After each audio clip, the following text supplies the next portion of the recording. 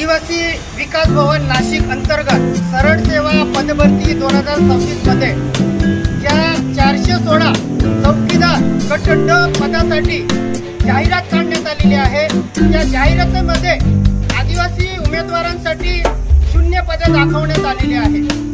याचा आम्ही तमाम आदिवासी संघटनांतर्फे विरोध करत आहोत। आदिवासी विकास विभाग अंतर्गत ज्या काही भरत्या केल्या जातात त्या पेसा कायद्याअंतर्गत केल्या जातात।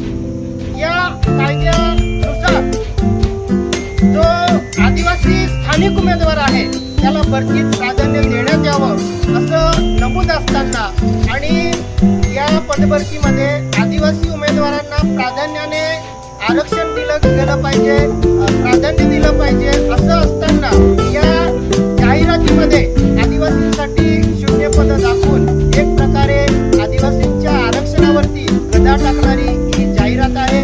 म्हणून आदिवासी विकास विभागाने ही जाहिरात स्पष्ट करावी की हे पदभरती आरक्षणानुसार भरणार आहेत की आपल्या मनमर्जीपणाने भरणार आहेत, हे आयुक्तांनी साहेबांनी स्पष्ट करावं आणि पारदर्शकपणे ही पदभरती करण्यात यावी। आदिवासी उमेदवारांना प्राधान्य देण्यात यावं अशा मागणीचं निवेदन आज आम्ही माननीय आयुक्त आदिवासी विकास भवन नाशिक यांना दिलेलं आहे। या पदभरतीमध्ये जर गडबड घोटाळा जर केला तर आम्ही आदिवासी संघटनांतर्फे या आदिवासी विकास भवनासमोर तीव्र असं आंदोलन छेडणार आहोत। जय बिरसा, जय आदिवासी।